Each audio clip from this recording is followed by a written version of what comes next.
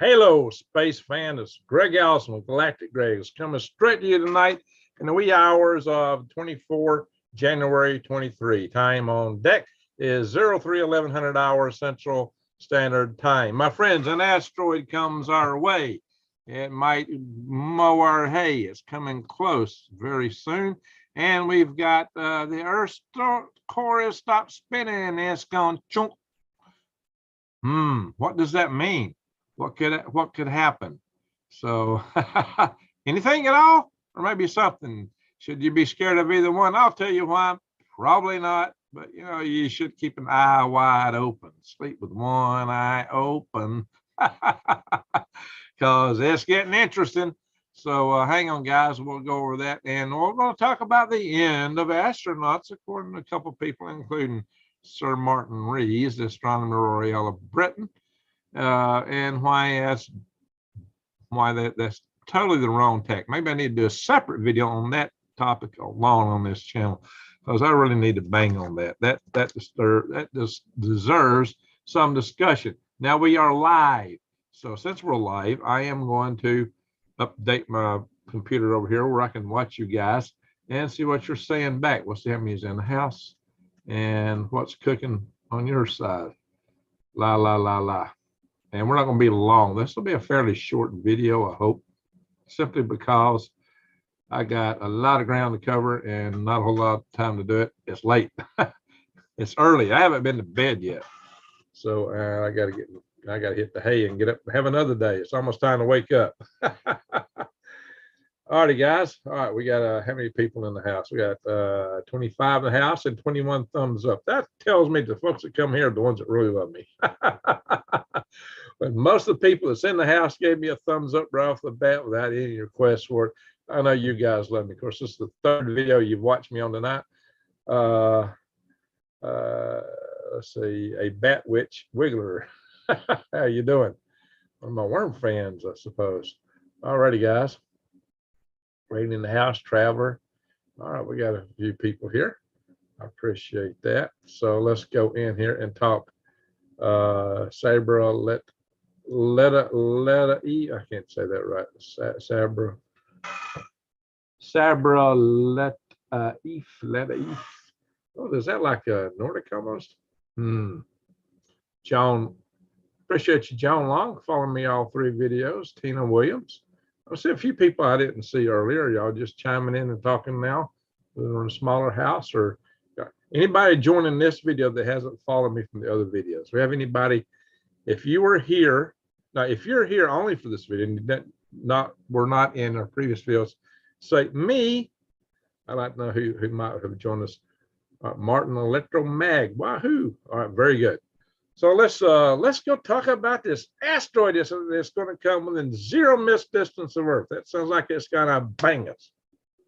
What's going to happen? Is it the end of the world? Not quite. If I'm laughing, you shouldn't be scared. Don't be scared. Be prepared. Viking, very good. Yeah, I got some Viking blood in me quite a bit, mostly. All righty, very, very, very good. So let's take a trip around Yggdrasil and drop down into the world of some websites. Something strange out here. Outside. It's Yggdrasil and things happen. All right, hang on, guys. Share screen. Bada bing. And here we are. This is it right here, guys. 0 missed distance with Earth. Asteroid 23BU. It was discovered this year, and not but a couple of days ago, because look, we're still in January and it's already up the letter B and U. Wow.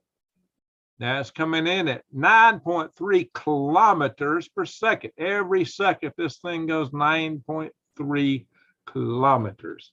That's a zinging and a zanging. 9.3 kilometers. If you only know how many miles that is, you would multiply that times 0.6. So 9.3 times 0.6. So that's 5.58 miles per second. over 5.5 miles every second. 1,001, 5.5 miles. 1,002, 5.5 miles. Ooh, that's a bucket. It's a lot faster than anything you fire out of a nug. And it means it packs a lot of energy. The kinetic energy is pretty good, but it's nowhere near the fastest asteroid. Look up here, 12.6, not the slowest, 5.8. Now look at this one, 24.6. Oh, this one's, oh, you don't want this one to hit you. Fortunately, this is 12 lunar distances. This one's booking 24.6 and 756 meters. Now, if this guy hit us, oh, that would be a bad, bad, bad day. 1991-45. Now, that's a big one. We discovered that years ago. Yeah, that's the worst nightmare on the page right now. Fortunately, it's going to miss us by 12 lunar distances. So you can sleep over this one. You might want to go up one day and get a hitchhiker ride on that guy. But this one, we're going to have a look-see at it. Let's see what this guy is. Small body database lookup. Now, this is coming from some little distance in the solar system. 5 meters. And I got 5 meters. I'm not expecting this thing is going to pose a major threat on the ground. This thing will explode in the atmosphere, and it won't be as big, I don't think, as the Chelyabinsk explosion. Now, unless it's an iron. Now, if it's an iron meteorite, some of it will hit the ground. If it's iron. So I don't know what it is, but let's go here and look at the orbit viewer. Let's do a show. Let's see what it tells us about it. Characteristics. What do we know here? Orbital stuff. Okay, no vulnerable data here. So let's go to orbit viewer.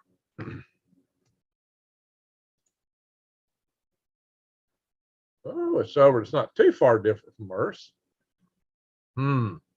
This could be a spent rocket stage. 5 meters. It could be an upper stage of a rocket. If that's true, it will practically, unless it's got an engine nozzle on, everything will burn up in the atmosphere. The power head on the engine nozzle would probably survive re-entry and hit somewhere. But most of the Earth is vacant.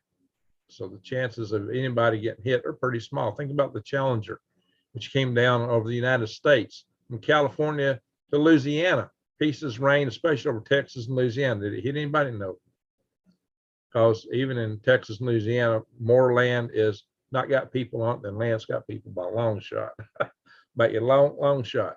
If you go down inside of a city, the chances of hitting somebody are not that great. It's possible, though. So there we are, guys. Here it is. It's coming in at us. Now let's go back to, we can rotate it this way. Step it through time.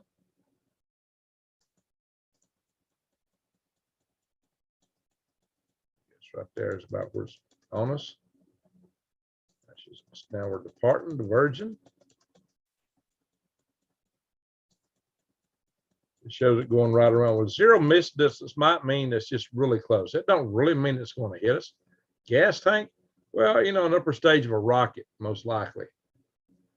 I would say a good chance because the orbit is so close to Earth. But see, it gets halfway out to Mars. That's why it's pretty fast. Now, if something was really slow, it'd be a lot closer to Earth. This gets halfway to Mars. Let's go back. 5 meters. Whoops, I went too far. We'll find one with a slower velocity, and you'll see it's closer to Earth orbit. 5.8. Oh, this is 3. This is a good sized body, though. This is 24 meters. That is not, this one is not a rocket stage, not at 24 meters. 8 lunar distance, and the velocity, though, is really close. This one's going to be close to Earth orbit. Check this out, guys. Viewer. Oh, gosh, that's close. There's Earth's orbit. It don't go halfway to Mars like the other one did. That's a good sized body, which means that the energy required to get to it wouldn't be that great compared to asteroids farther out. So that one is a mineable asteroid at 24 meters. It's probably got some worthwhile materials on it. Let's go look at this big giant, which is bucking around pretty fast.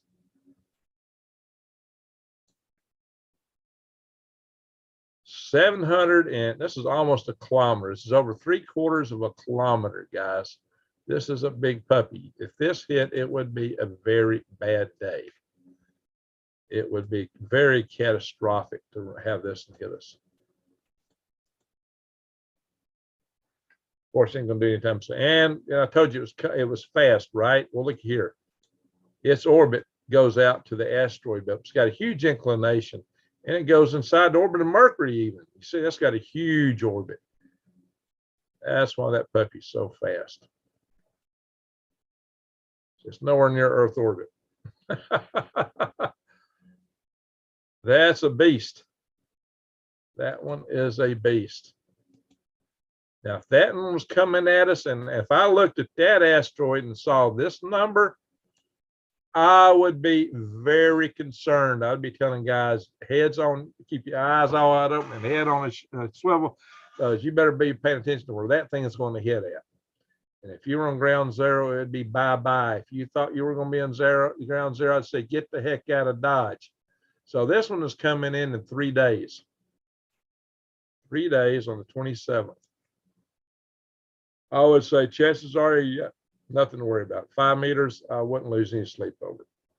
But zero distance, we've seen some that they discovered after they passed us and they listed them at zero distance, but they didn't hit us.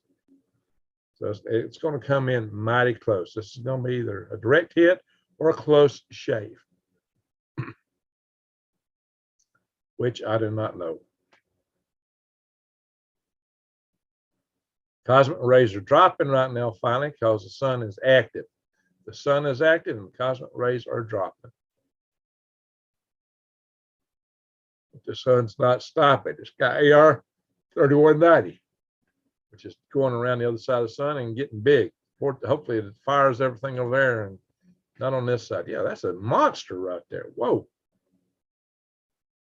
Let's hope it's not bigger still when it comes back around. Let's hope it does its business on the other side of the sun. Being a boss is a challenge. All right. So that's space weather. Most part. We didn't talk the flares. Looks like most of the big sunspots are head on the other side, though, so I'm not going to be too worried about it. Earth's inner core, they believe it stopped rotating and may be reversing. Inner core, that would be the solid piece in here, but it rotates inside a liquid layer. And it used to spin faster than the outer core. So the speed of the Earth's inner core and the outer core are not the same.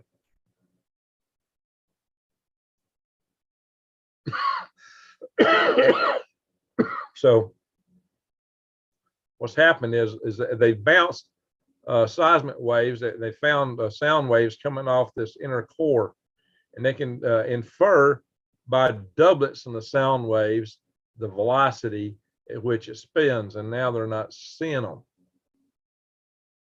So here we are. Now they're not seeing them. So Earth's inner core is kind of small. It's about the size of the moon, actually. Here's the outer core. That's all liquid. The outer core is liquid. The inner core is so compressed it's solid. You got the mantle in here, different layers. So there we are, guys. What's happening there? The inner core of the Earth is actually hotter than the surface of the sun. Space got a lot of uranium and other stuff in there. All right, guys. So here's what they're finding. Stop share for a minute.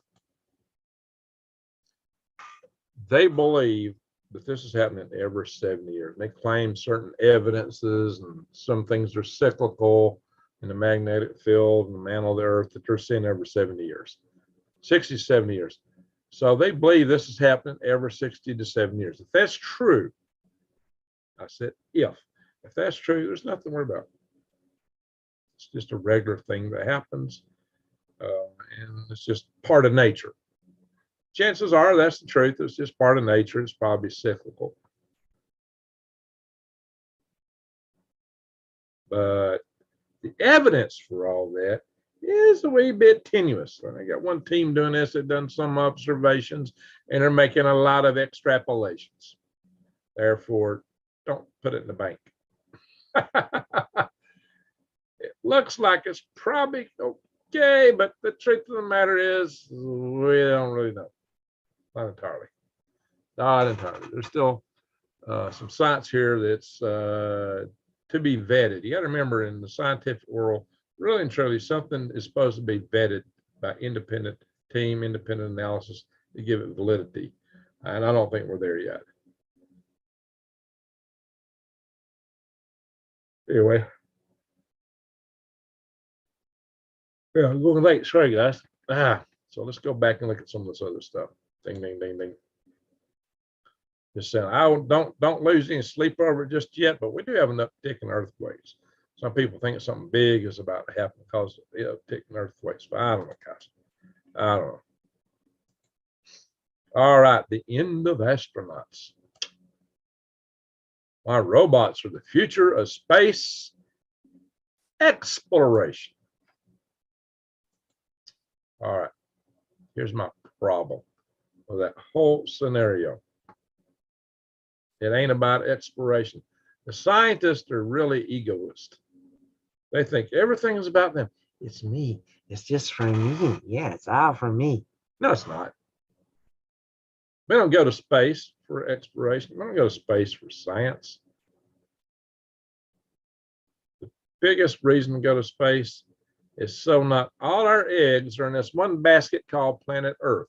Is to expand humanity. It's to boldly go to new worlds to settle. It's to build space colonies, space habitats. I've seen my Venus habitat. Elon wants to go to Mars. Gerard K. O'Neill came up with the idea of the free floating habitats and free space that would rotate and provide artificial gravity. I think that was an excellent idea, and I'm a big advocate of that approach. Big time. Have been for my entire career. Gerard K. O'Neill came up with that space colony concept. I'll show some pictures of that on this channel. I'm going to do a space colony video on this channel. That is me with Gerard K. O'Neill. I'm the young guy. This is in the year 1981, the winter of 1981, and we're in Fairbanks, Alaska. Boom. Sure enough, Gerard K. O'Neill. So there we were. Hey, Tom, how you doing? Buzz got married. I heard he was going to do that. Hey, life begins at 93. What can you say? I think I'm going to do a video entitled Life Begins at 70. Because listen, guys, there's some interesting technology coming out. They've found a way finally to reverse aging. Can you believe it? They haven't got it quite practical to go through all your cells, but in a tissue sort of way. I trust in God's word and what Revelation says will happen, but I'm not going to worry about things that are beyond my control. There you go. But there's some impacts in Revelations, big impacts, but we don't know what they are and when. But the way I read Revelations, there's at least 2 asteroid impacts and a bunch of big meteors coming through. I can see that, guys. If I was a little bigger,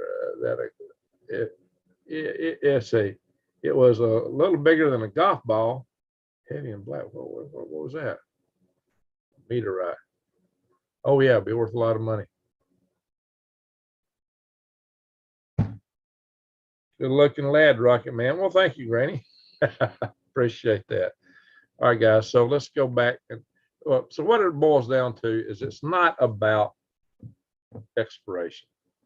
It's about survival. Space colonization is the ultimate prepping gig. It's the ultimate survival. It's the ultimate bug out. Talking bug out up there. Martin Electroman. Greg, do you know an engineer at NASA by the name of Craig Spanel? Yeah, I don't know him. NASA's huge. I don't even know all the people working in my company at NASA anymore. Randy, I can type 5 words per minute. All right, 5 to 9 words per minute. So, yeah, but we got thousands of people in Marshall Space Flight Center. My company's got 200 or 300 people. We turn over. I don't even know everybody in my own company. Let's see. What was I going to show you? Anyway, yeah, if the whole, humans, if you go back to the moon, we sent cameras to the moon. Cameras, view angles limited. There's things that they just don't see, but there's things that a human being will see and pick up readily. And humans have serendipity. Serendipity never occurs to a robot. But when we sent astronaut Jack Smith to the moon, this was a sample of exploration. He was like a kid in a candy store. He was finding this stuff like, oh, look at this, look at this, look at this, look at this. The astronauts who went before him were jet jockeys, and they didn't see all that stuff. And the robots that went there didn't see stuff. But boy, Jack Smith was all over it. Oh, look at this, look at this, look at this. So, but in time, the dexterity and the sensors and all that is going to be a lot more versatile. Uday says she's going to be 116. There you go. And kind of a little short of the span according to biblical ages. Yeah, a little short according to biblical ages. I finger pick. There you go. Now I will see. Not now. I will have to practice on the keyboard. Okay. So guys, there it is. We've got a lot of potential, but space is for that. It's the ultimate prep. But part of exploration is the ooh and ah. It's like hiking. Do you want to send a robot to go hiking for you, or do you want to be there? I'm going to go hike the Appalachian Trail, so I'm going to send my robot, and I'm going to sit at home with a joystick and enjoy it. It'd be like you living all your adventures through the television, through some sports show, or through some wide world. So what was that? Oh, I'm trying to think of when the animal shows used to come on when I was a kid. I can't remember the name of it. No, I was never at Fort Meade. My duty stations were Fort Jackson, Fort Bragg, and Fort Greeley, Alaska, when I was in the Army. And then Company B in Gunnersville, Alabama for the National Guard. Company B of the, let's see what battalion is that. I remember when I was in the Army, it was the 426 Battalion. Anyway, at Fort Bragg. I was in the Cold Regions Test Center Equipment Management Branch when I was at Fort Greeley. All right, guys, so there we are. Go back and look here. We're going to go talk a little bit about earthquakes. Now we said Earth's core quit spinning. Let's go to earthquakes. And then we're going to be done for the night. I think it has fresh earthquake up in Alaska. So let's have a look. See, where is my screen? Got too many tabs open. Bing, bada, bang. Here we are. Share screen. Ding, ding, ding, ding, ding. Earthquakes. Oh, it's up here in the Big Park. That's a 4.0. Yeah, it's supposed to be the Navy oil reserve. We're not even permitted to have people up there anymore, hardly. Kodiak Island, 3.1.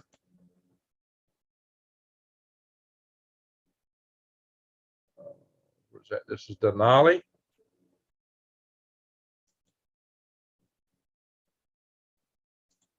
Alaska. Oh, now we got one right smack dab in the middle of the United States.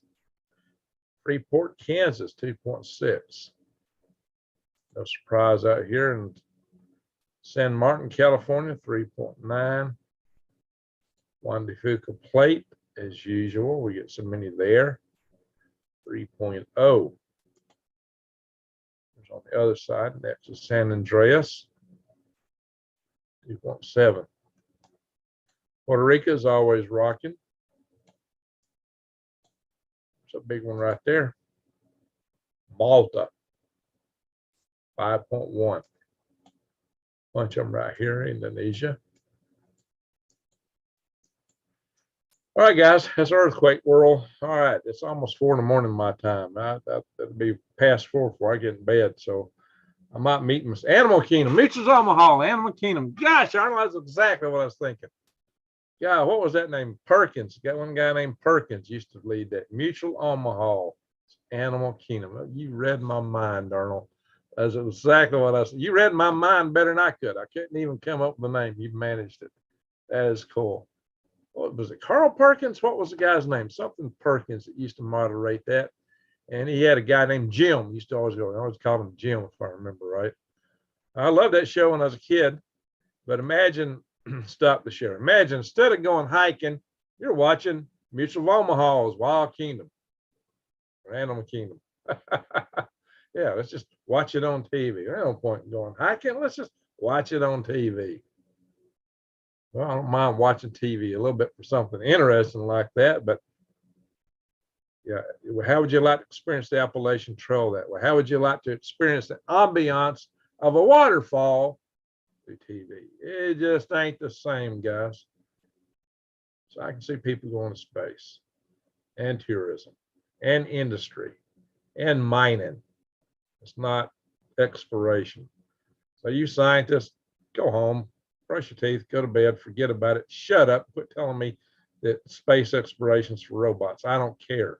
Shut up, go home, forget it. Or you're going to get defunded. We people that want to send people to space will think you're going to be our enemy and we'll fight you. We get more political clout than you do. So just shut up. We got more political clout. Hey, I support science. I like science, but don't try to attack us and make it a divide and the pie. Marlin Perkins. Ah, there you go. That's it. Marlin Perkins. Thank you, Red Lemire.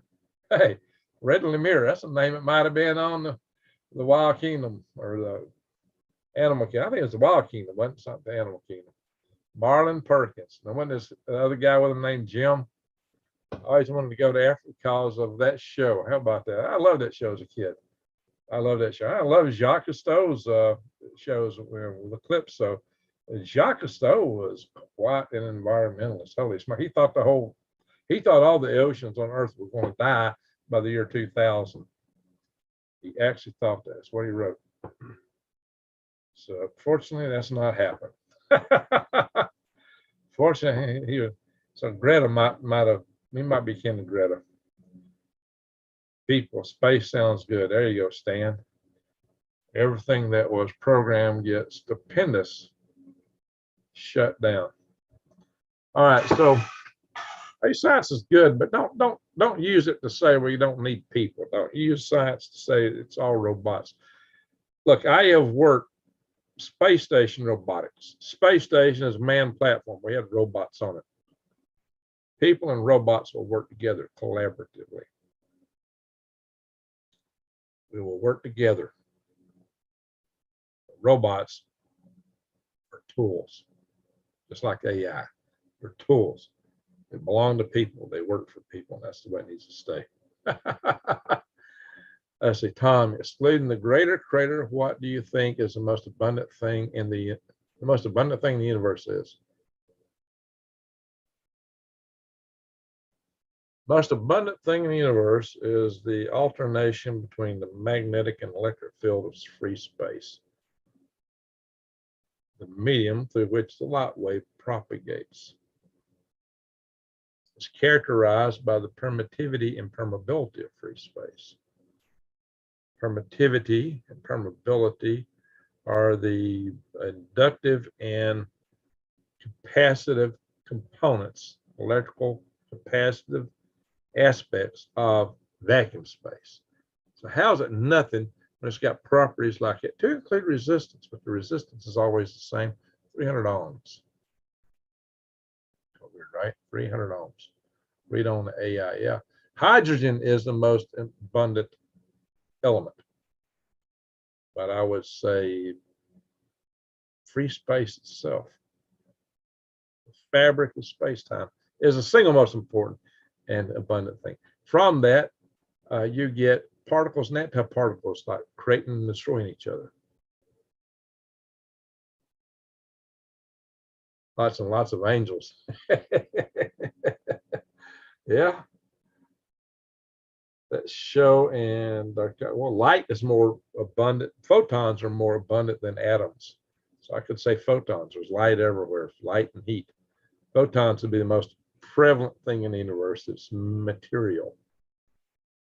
Angels are not quite, I don't know, they might be material. Israel wrestled with them, right, Jacob? Let's see. All right, yes, it's space, empty space. But there's something to that empty space. It's got resistance, it's got permittivity and permeability. Hey, Angela, thank you. All right, that's right, guys. This is a monetized channel. You can come in here and give us a super chat. Thank you, for that, Angela. I appreciate it. Coffee on me. I have a sip of tea to that, and I got some coffee upstairs. Thank you. Way to go. A lot of people forgot this is a monetized channel now. Soon, so will be Silverhead News real soon. Well, thank you, Angela. I appreciate that. There you go. All right. So, guys, few days living. You lived in Africa 3 years. Where? That's cool. My youngest daughter, who's named Angela, just got back from Kenya. She was there for a whole month. I think she was there a little more than a month. A little bit of hydrogen in a itty bitty universe. Well, this universe is beyond our comprehension. It is so huge, it's so vast, and it's still expanding. And there could be other universes right next to it and multi-dimensions within it. And I would very much submit, and have talked about in the past and more in the future again, why I believe our universe is very extremely multidimensional. I mean, vastly multidimensional. So there's like a trillion of you. Up to a trillion of you in this vast universe, multidimensional universe. But for all of that, for all the universe and universes and space and time and multidimensionalities, to the greater creator, all that time from the beginning to the end and back and forth, to the greater creator, all of that is a thing. It's an object. Yeah, kind of like this pen. For the greater creator, it's all deterministic. From the greater creator's standpoint, it's an artifact, it's a thing. I do believe the greater creator is bigger and outside of the creation, not part of the creation. He may come into the creation, he may bring his spirit in the creation, have actors interpret and see things for him or her. I think the idea of using a sex for talking about something that's bigger in the universe kind of blows my mind. So I don't know if that really fits to say him or her, but it's just where the language is. So if you're so much bigger in the universe, you don't need gonads. This whole male-female thing don't make sense. Tunisia, okay, Tunisia. I had a girl in Tunisia who was my architect that I had to draw up my universal habitat. I'm going to hire for some more work. She's really good at it. I appreciate what she's done. Most of America, lakes and travel is my bucket list. There you go. I should do a travel channel one day.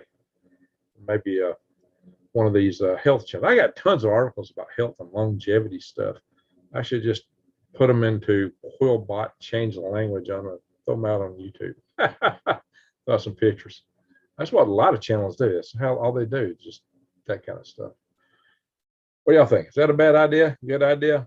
Vast beyond our comprehension. Exactly, Nini, but to the greater creator, it's all time, all multidimensionalities, everything is just,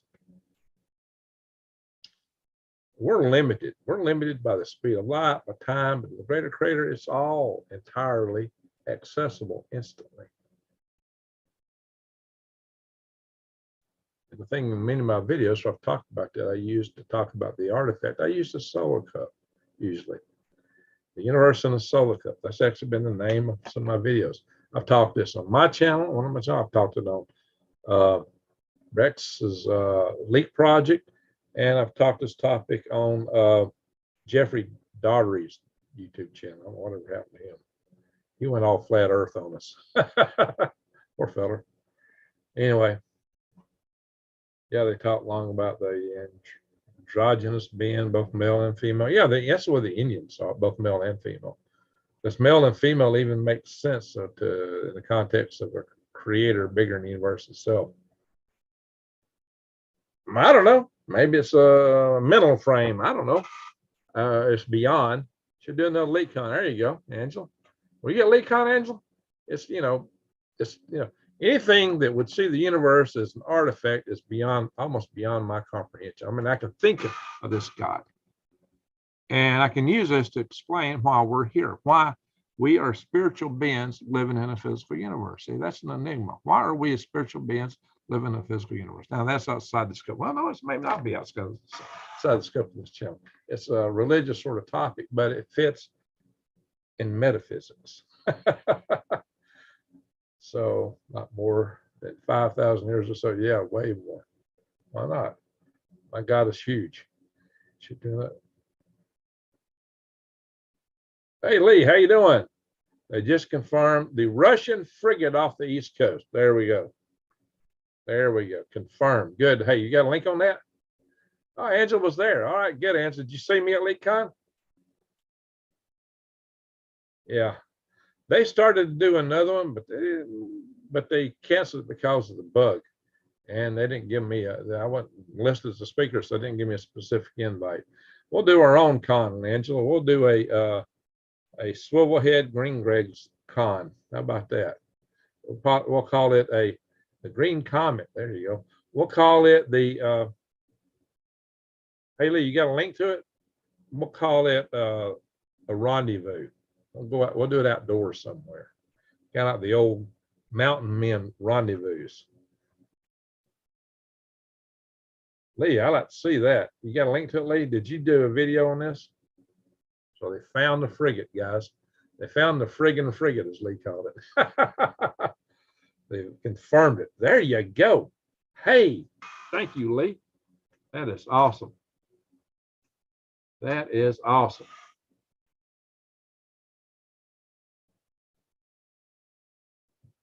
Well, Lee, you found it first. We put it out there to the world. Okay, so it's gone out to Bermuda. All right. Wow. Very good. Very good. So, Angela Lawrence, how you doing?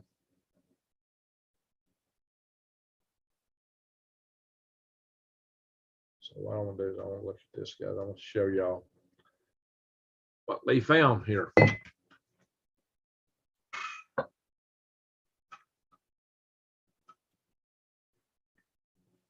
That's worth another video, maybe tomorrow. And the Navy frigate Admiral Gorshkov. That's the ship I said it was. Nate over in Canadian Prepper, he saw my video and he actually come out and announced that on his channel. He's got, 10 times bigger channel, more than 10 times, 20 times bigger channel than mine. But he watches my channel. He saw it and he announced it and said, well, look, it's out there. They said, well, there's a ship out there and it looks like it's one of those. He didn't want to name it. Lee found it. I named it. I said which one it was and what it had on it. So there we are, guys. We nailed it, Lee. So I appreciate you, Lee, for bringing that to us. I appreciate you for bringing it to us. Nice to be 36 hours ahead of everyone. You're right. You're exactly right. We had this going yesterday. You had it going way early. I did the research on it, and they come out with it later today. So we were way ahead of all the others. Way ahead.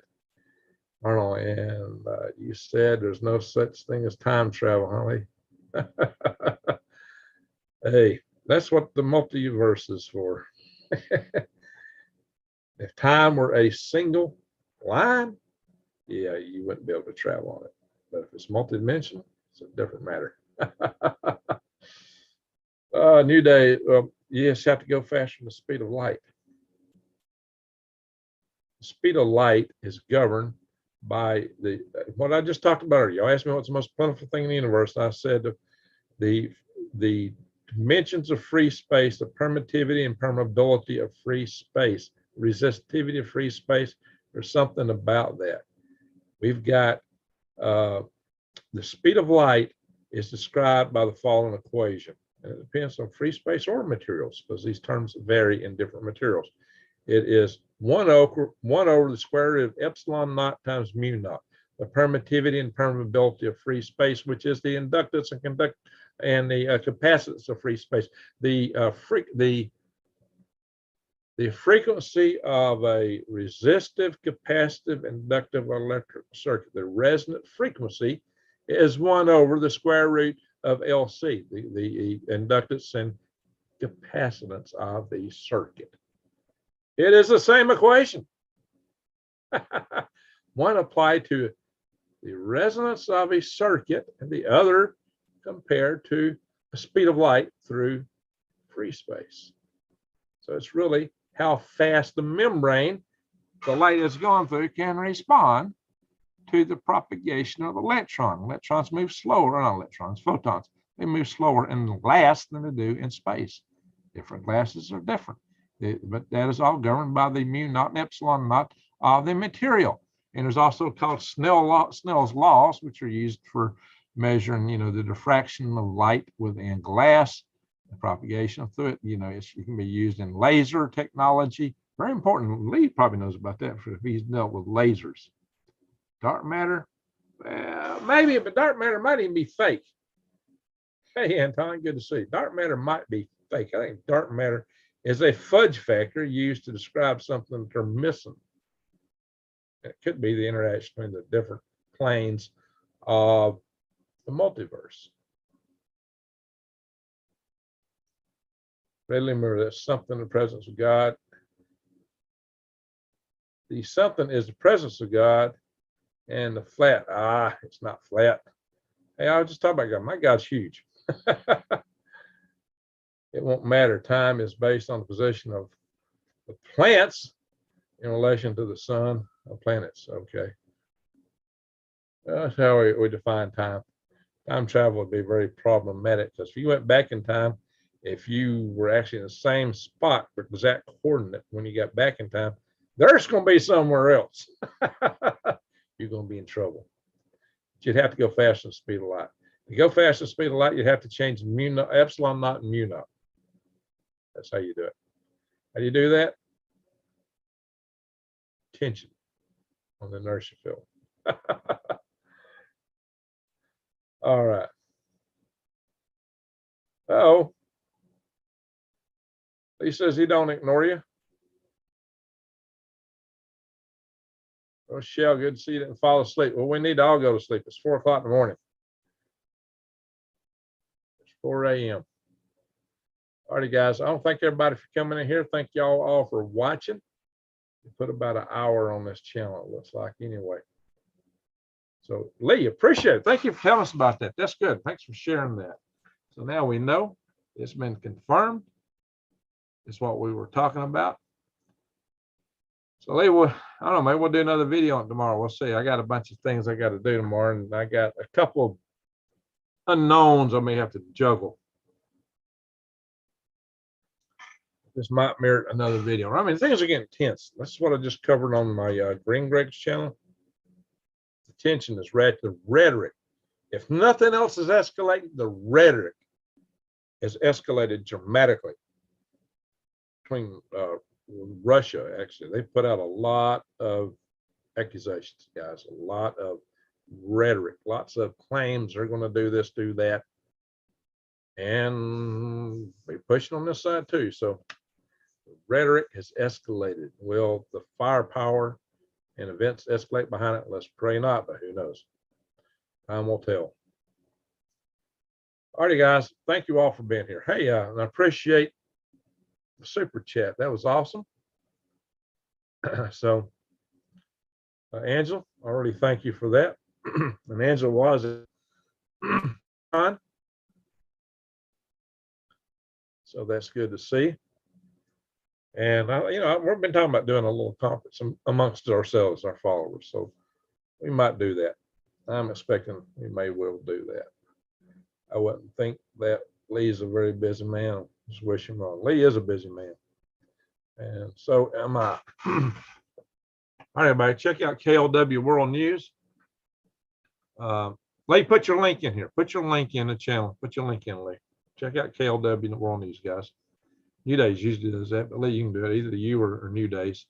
Why don't y'all put the link in here? Doomsday clock will go up a half a second. Yeah, they've got a lot of politics in the position of that clock. I mean, there's some of it's technical, a lot of it is political. So I don't know how much faith I can put in that. It's interesting that they move the clock around, but that clock is kind of like the DEFCON levels that Lee talks about. You don't know what the real level is. The real level is classified. All right, thank you, Lee. Somebody put, there we go. There's this channel.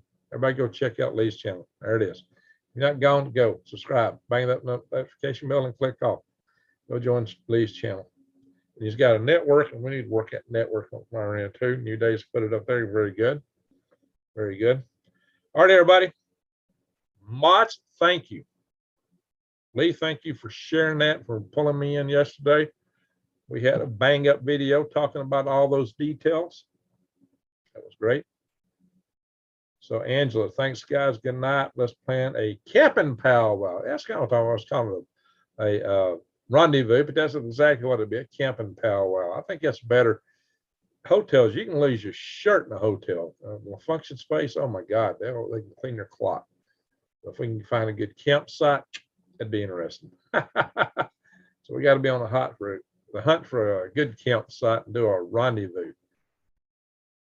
I think that's the way to go. Anyway, guys, appreciate it, guys. Everyone appreciate it. Appreciate you all for being here. We've got 49 in the room at this hour. That's pretty amazing. That is very amazing. Angela, thank you again for the super chat. And mods, for all you do.